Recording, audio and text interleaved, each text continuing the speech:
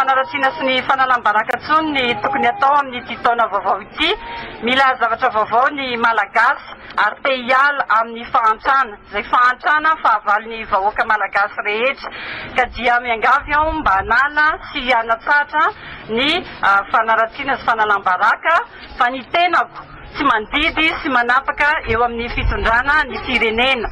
Toy ny vadina filoham-pirenena rehetra manerana izao tontolo izao ny tenako izay manao ara-tsosialy ary dia hitanareo fanampiana ny filoham-pirenena no atao amin'ny lafiny ara-tsosialy fa tsy mandidy na manapaka amin'ny fitondrana ny firenena akory ny tenako.